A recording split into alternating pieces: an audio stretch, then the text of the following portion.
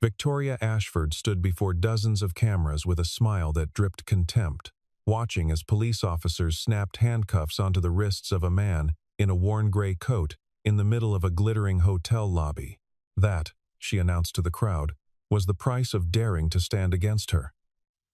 Ethan Cole did not resist. He did not raise his voice or plead his innocence to the strangers filming him. He simply asked, in a calm and almost gentle tone, for permission to make one phone call. 10 minutes later, every phone belonging to every member of the Ashford Global Board began ringing at once. 20 minutes later, the company's stock began its violent slide. 30 minutes later, the very officers who had handcuffed Ethan turned around and sealed off Victoria's own offices, and nobody in that lobby understood yet that the quiet man in the gray coat had just set an empire on a collision course with its own foundation. The chandeliers above the lobby kept burning bright and indifferent through all of it, throwing gold light across marble floors that had never once cared who they reflected, the powerful or the ruined. And by the time the last camera crew packed up its equipment that night, the story splashed across every screen in the city, bore almost no resemblance to the one that had actually taken place. Ethan Cole had never wanted attention. He lived in a modest brick house on the edge of town, drove a truck that was older than most of the interns at the firms he dealt with, and answered his own phone because he had never trusted anyone else to answer it for him. People who knew him only in passing called him the single father who kept to himself. A widower who had raised his daughter largely on his own before she left for college overseas, and though she rarely appeared in the story that was about to unfold,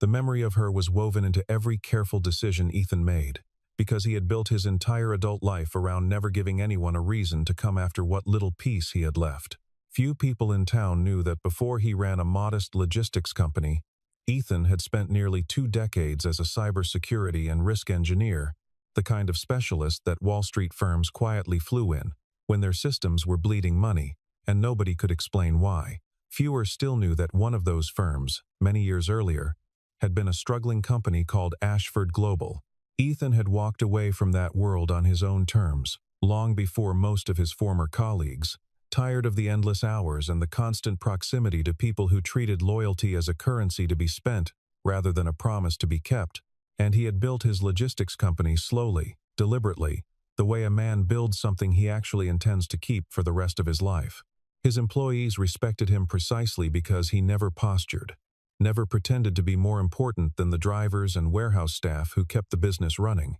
And on the rare occasions someone asked why a man with his background chose such an unglamorous industry, he would only say that he preferred work he could see the results of with his own eyes. Trucks arriving on schedule, contracts honored, people paid fairly and on time. In the years since his daughter had left for school,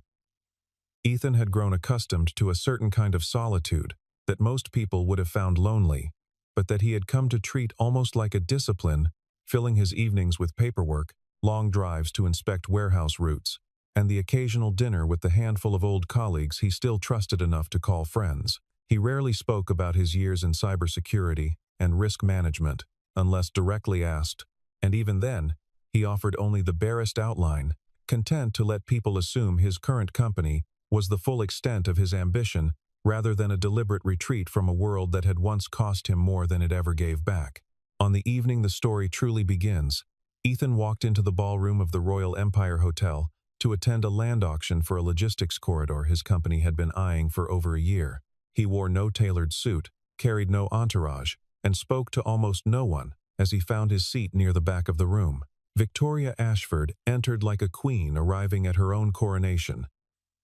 trailed by assistants, lawyers, and a security detail that cleared a path through the crowd as though the room itself owed her that courtesy. She had built Ashford Global into one of the most feared holding companies in the country, and she had learned long ago that fear, more than charm, was what kept people quiet, a lesson she applied as easily to her closest advisors as she did to strangers in a hotel ballroom. She was 42 years old,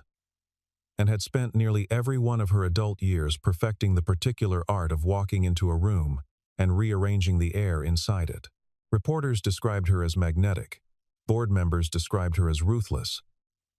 and the few people who had ever crossed her in a serious way tended to disappear quietly from the industry altogether. their names fading from conference programs and press releases until nobody quite remembered why. She believed, with the calm certainty of someone who had never truly been tested,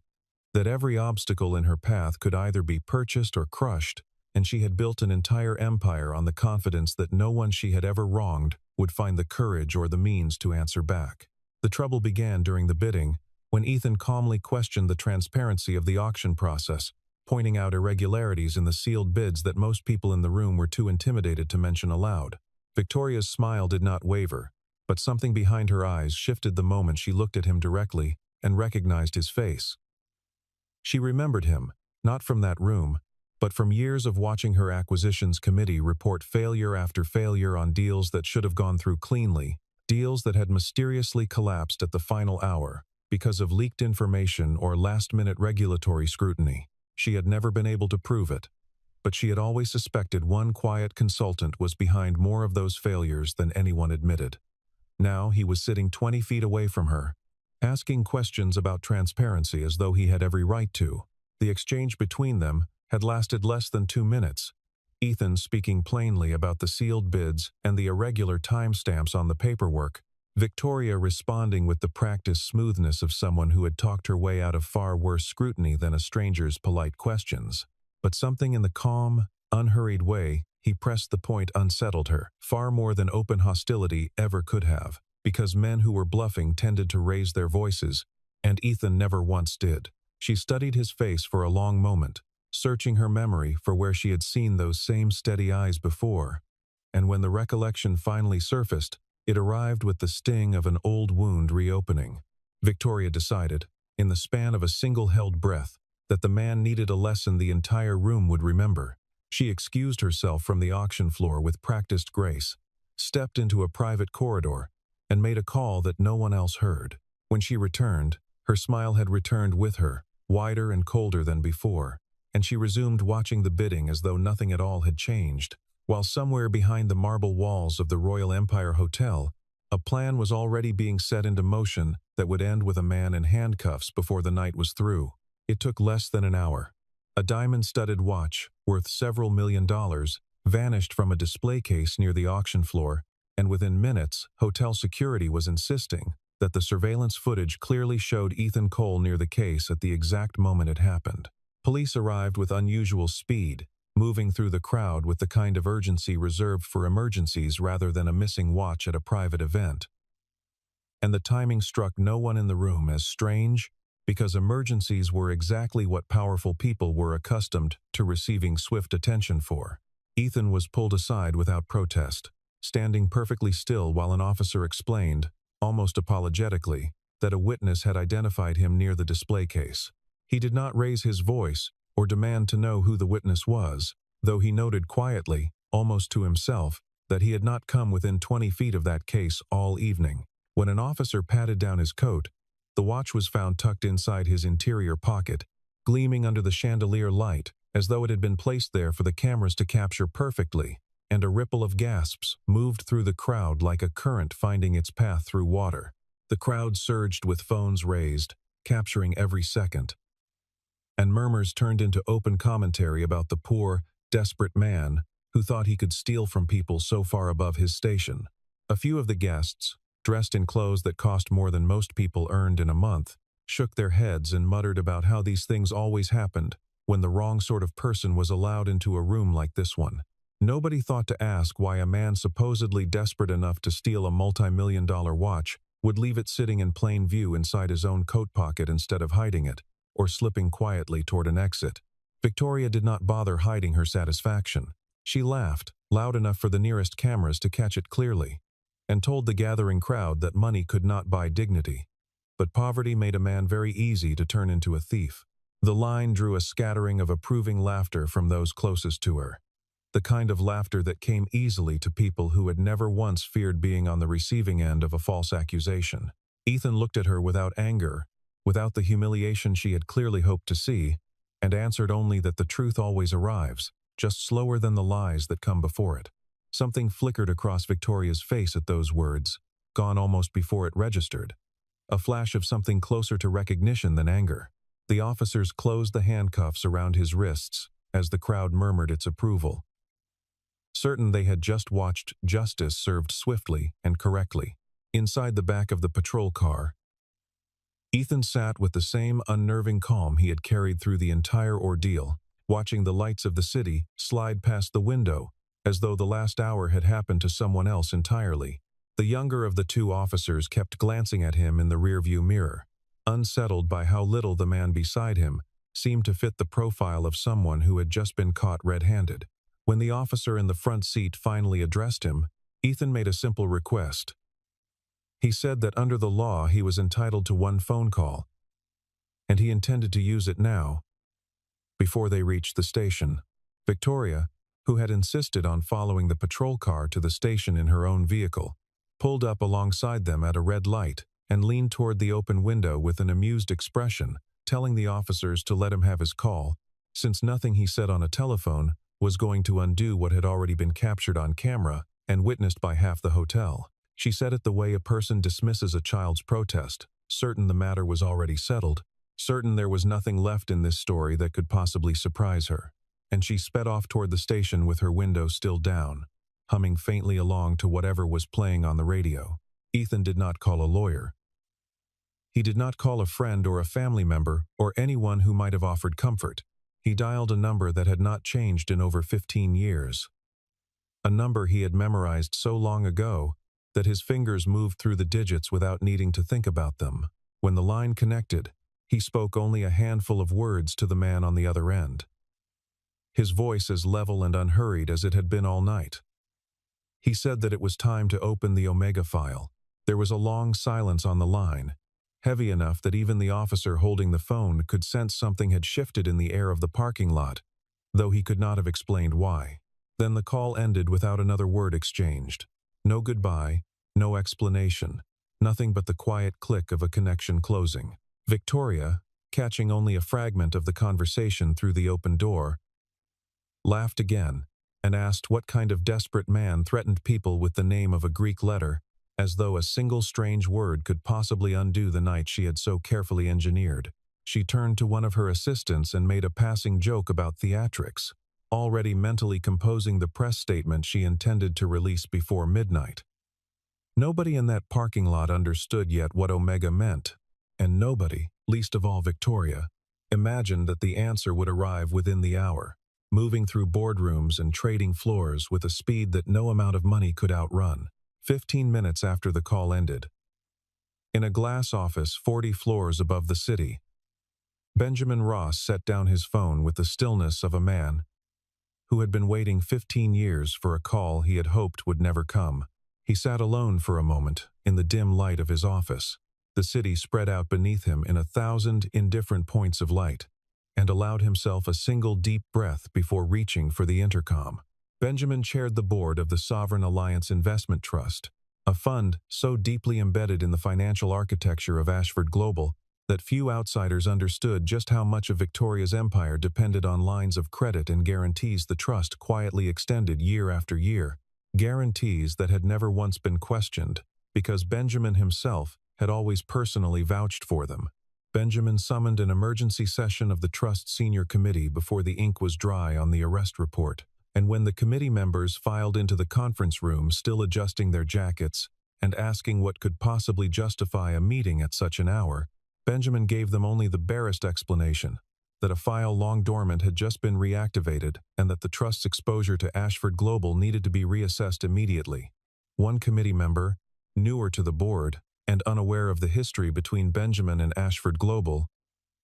pushed back briefly, arguing that a decision of this magnitude deserved more careful review before being enacted. Benjamin listened patiently, then said only that some decisions, once delayed too long, become impossible to make at all, and that he intended to act now while the trust still had the standing to do so cleanly. The rest of the committee, trusting the judgment of a chairman who had guided the fund through 3 decades without a single major misstep, voted to proceed. By the time the meeting ended, the trust had frozen every active credit line connected to Ashford Global, suspended its loan guarantees, and demanded an immediate independent audit of the company's finances, a set of decisions that would have taken most institutions weeks of deliberation, but which Benjamin pushed through in under an hour, moving with the certainty of a man who had rehearsed this exact sequence of events in his mind more times than he cared to admit. Word of the freeze reached the trading floor before Victoria had even finished her drive back from the police station, and Ashford Global's stock price began sliding in a way that made analysts scramble for explanations nobody could yet provide. Financial news channels ran hurried segments, speculating about a possible liquidity issue, none of them anywhere close to the actual truth, while junior traders, who had built entire portfolios around Ashford Global's steady rise, watched the numbers fall with growing unease. Victoria's assistant tried twice to reach her during the drive back from the station, only for the calls to go straight to voicemail. Since Victoria had switched her phone to silent, still too pleased with the night's events to be bothered by minor business noise, Victoria, still riding the high of watching Ethan led away in handcuffs, dismissed the early reports as a temporary technical glitch, certain that whatever minor disturbance had rattled the trust would resolve itself by morning the way every previous scare in her career always had. She had no idea that the disturbance had a name, and that the name belonged to the very man she had just humiliated in front of a room full of witnesses, a man whose quiet phone call from the back of a squad car had already begun rearranging the foundations of everything she had spent 15 years building. 15 years earlier, Victoria Ashford had been nothing more than a determined young entrepreneur running a company that was, by every honest account, one bad quarter away from collapse. Investors were pulling out, creditors were circling, and the fraud hidden inside her own accounting department was bleeding the company dry from the inside without her even realizing it. She had spent those early years working 18-hour days trying to hold the business together with nothing but stubbornness and borrowed money, and there were nights she genuinely believed she would lose everything she had built before she ever had the chance to prove herself. The man who saved her then was a quiet risk management specialist named Ethan Cole, brought in on a temporary contract to untangle the mess after a mutual acquaintance recommended him as someone who could see through numbers the way other people saw through glass. He spent nearly 6 months living inside the company's servers and ledgers, tracing every discrepancy back to its source.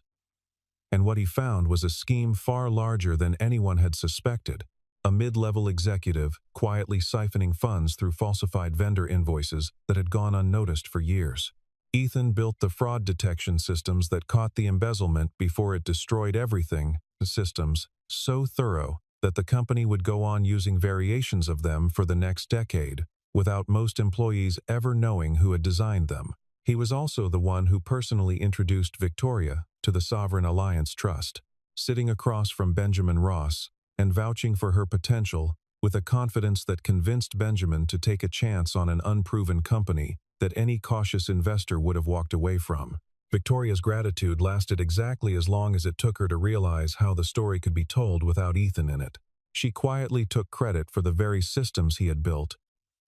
framed the rescue of the company as her own strategic genius in every interview that followed, describing sleepless nights of personal sacrifice and hard-won instinct that had, in reality, belonged to someone else entirely.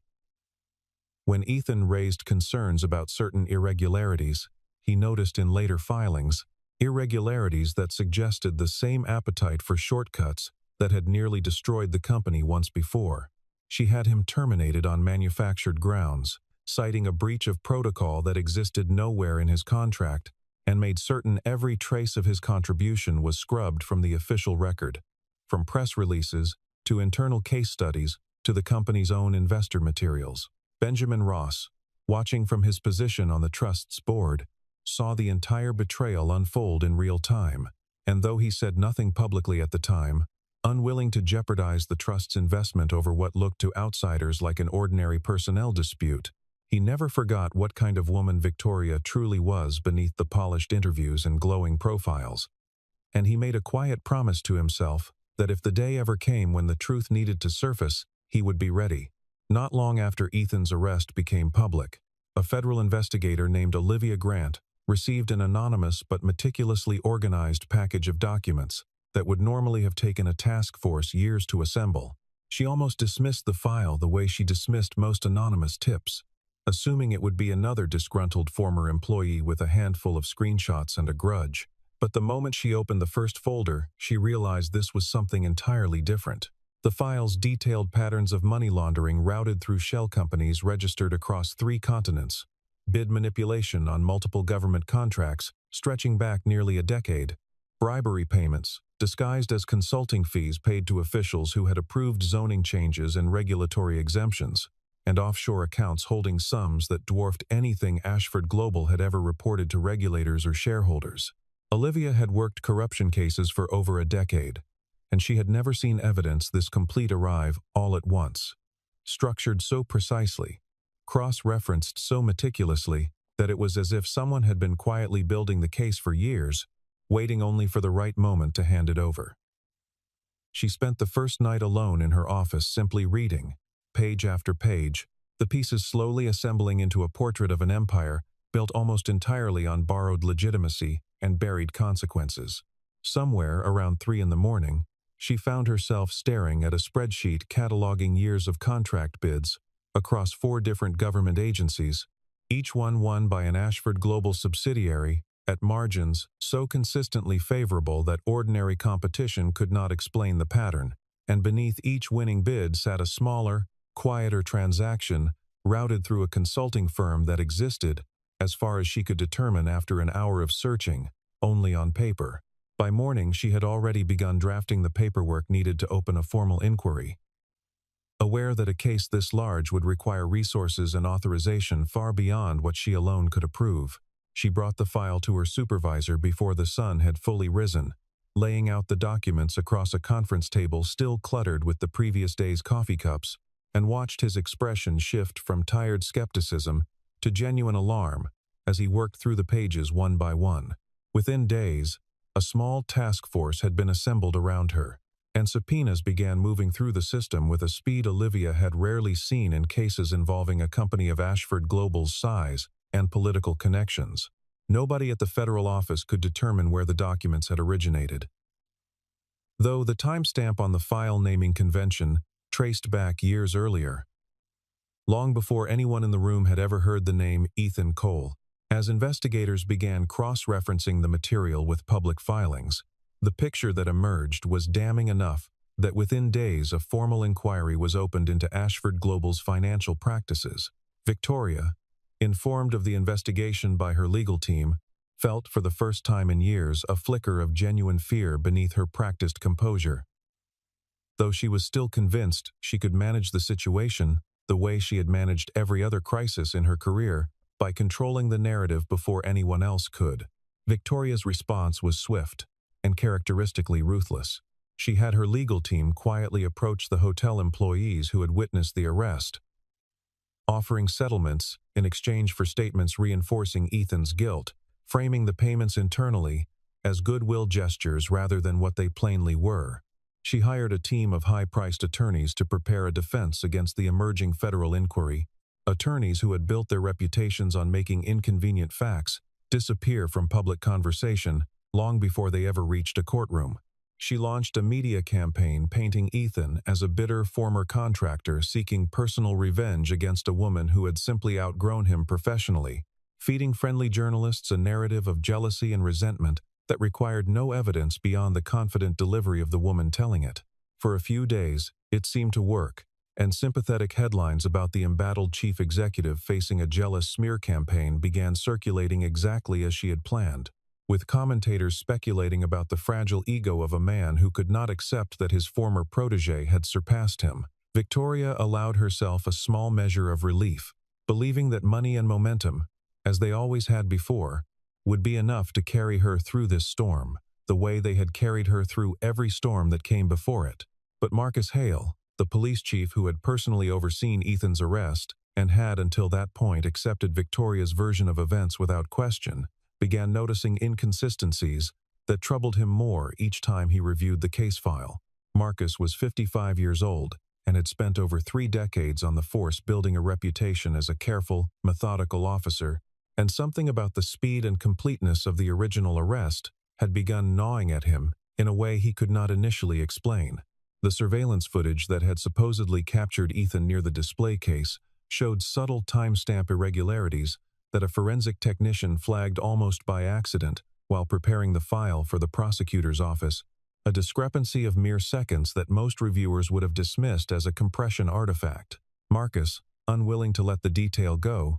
requested the full, unedited recording directly from the hotel's central server, rather than relying on the clip originally provided by hotel security. What he found there stopped him cold. The unedited footage clearly showed a member of the hotel's own security team slipping the watch into Ethan's coat pocket during a moment of deliberate crowd distraction, staged with the practiced ease of someone who had done this kind of thing before. Marcus traced the order for that particular security shift assignment back through internal payroll and scheduling records, and the trail led directly to instructions issued personally by Victoria Ashford on the night of the auction, communicated through a private message to the hotel's head of security that no one had thought to delete. Once the falsified footage came to light, everything else began collapsing in rapid succession.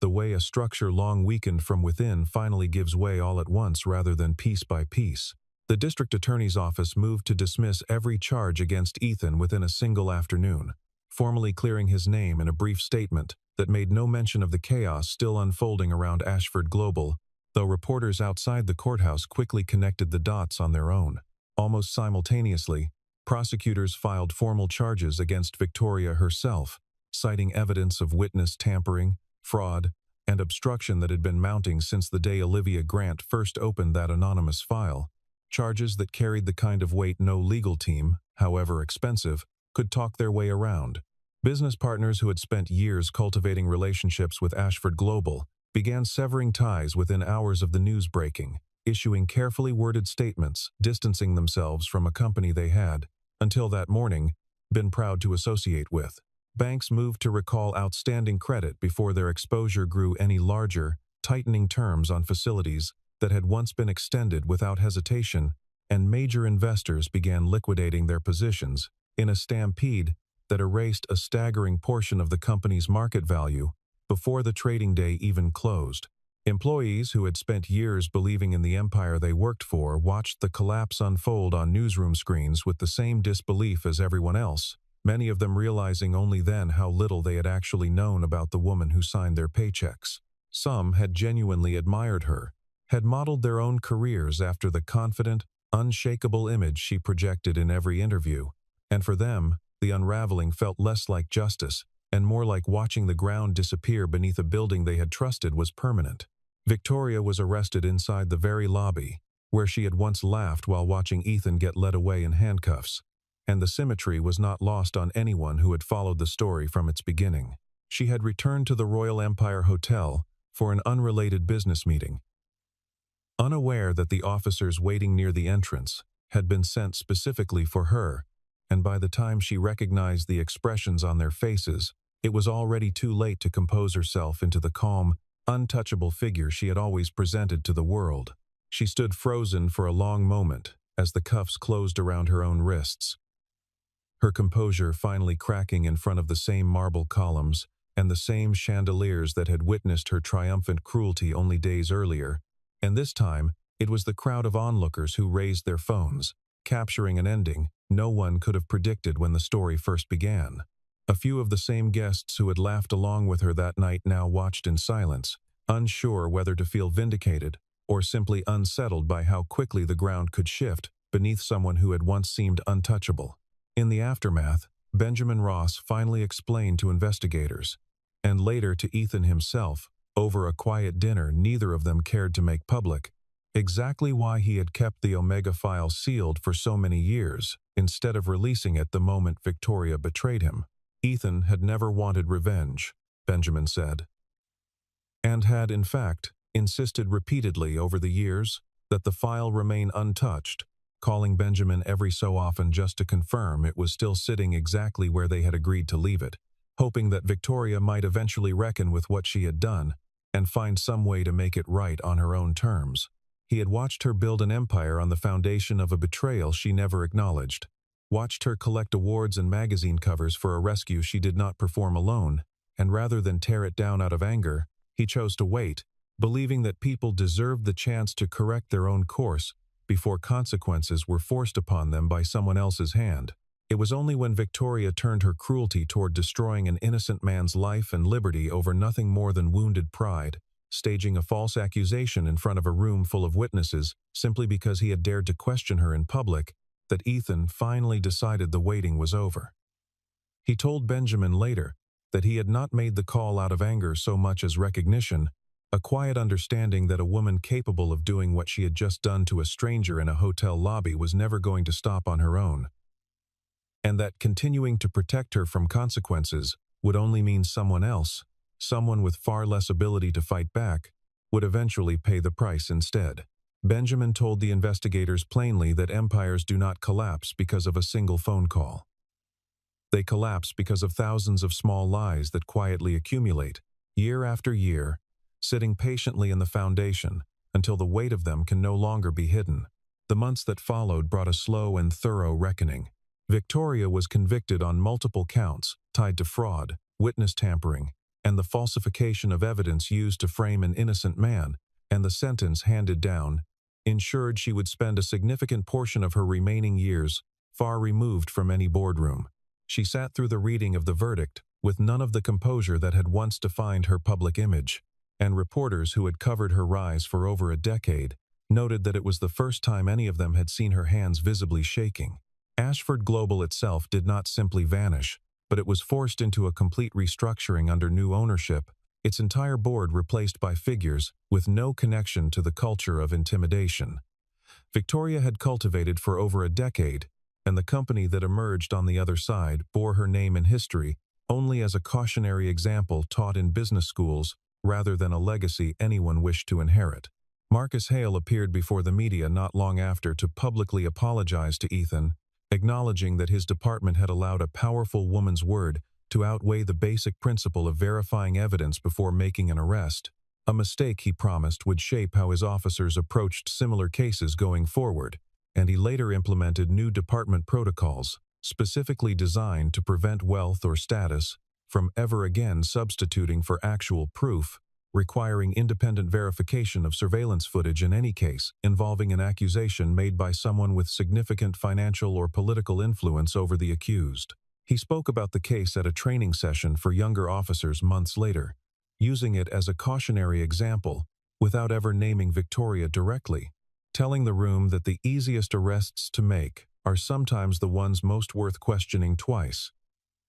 Olivia Grant, closing out one of the most significant corruption cases of her career, personally thanked Ethan for choosing to pursue justice through the proper channels rather than through the kind of private retaliation that so often destroys the very people seeking it, telling him quietly that in her 15 years of investigative work, she had rarely seen someone hold that much leverage for that long without ever once misusing it. Benjamin Ross offered Ethan the chairmanship of the Sovereign Alliance Trust itself, a position of enormous influence that would have placed him at the center of exactly the kind of power Victoria had once wielded so carelessly, complete with a salary and a level of prestige that would have changed the course of his life entirely. Ethan declined without hesitation, telling Benjamin that he had spent his life trying to stay far away from the kind of spotlight that changes a person against their will, and that he had no intention of trading his quiet logistics company for a corner office and a board that would expect him to become someone he was never interested in being. Benjamin did not press the offer further, understanding, perhaps better than anyone else in that room, exactly why Ethan would say no. Instead, the two men shook hands and agreed to keep in occasional contact, a friendship built not on business but on the rare kind of trust that survives 15 years of silence and still holds firm when it finally matters. He returned to running his modest company much as he always had, answering his own phone, driving the same aging truck, and speaking as little as possible to anyone who came looking for a dramatic quote about his unlikely victory. His employees noticed no real change in him at all, the same quiet man who remembered every driver's name and never raised his voice in a warehouse meeting, and within a few weeks the reporters who had once camped outside his office moved on to other stories, exactly as he had hoped they eventually would. When a reporter finally caught up with him outside the courthouse on the day Victoria's sentence was handed down, pushing a microphone toward him while a small crowd gathered on the steps behind her, she asked whether he had any regrets about not exposing the truth sooner, about allowing Victoria to build years of additional wealth and influence before finally bringing the whole structure down. It was a fair question, one he had asked himself more than once during the quiet drives home from work over the years. And he did not treat it as an accusation the way some might have. Ethan considered the question for a moment before answering that justice does not need to be rushed, only to arrive at the right time, and that he had never measured his own peace of mind against how quickly the world demanded an ending. He added, almost as an afterthought, that he had spent years hoping he would never have to make that phone call at all, and that there was no satisfaction in being right about what Victoria was capable of, only a quiet relief that it was finally over, and that no one else would have to stand where he once stood, handcuffed in a hotel lobby for a crime he never committed. The reporter had no follow-up question ready for that, and after a moment of silence, she simply thanked him and lowered her microphone. He walked away from the courthouse steps as the afternoon light spread gold across the pavement. And behind him, workers were already unbolting the enormous letters, spelling out Ashford Global Holdings from the front of the building where they had hung for over a decade. A small crowd had gathered to watch, some of them former employees, some simply curious onlookers who had followed the story on their screens for months. And there was a strange quiet to the scene, none of the celebration one might expect from the fall of someone so widely resented, only a kind of collective exhale, as though the city itself had been holding its breath and had finally allowed itself to let go. Ethan did not stop to watch the letters come down. He crossed the street toward the parking lot, where his old truck waited exactly where he had left it that morning, climbed inside, and pulled away from the curb without a single glance in the rearview mirror, already thinking about the shipment schedule waiting for him back at the office and nothing more. It was not simply the story of a poor man defeating a billionaire, though that was the version the crowds outside would remember and repeat for years to come. Retelling it at dinner tables and in passing conversations until the details softened into something closer to legend. It was the quieter and far more permanent truth that any structure built on dishonesty, no matter how tall it rises or how many people bow beneath its shadow, eventually meets the weight of what it was built upon and comes down before the ones who trusted in the lie ever fully understand why.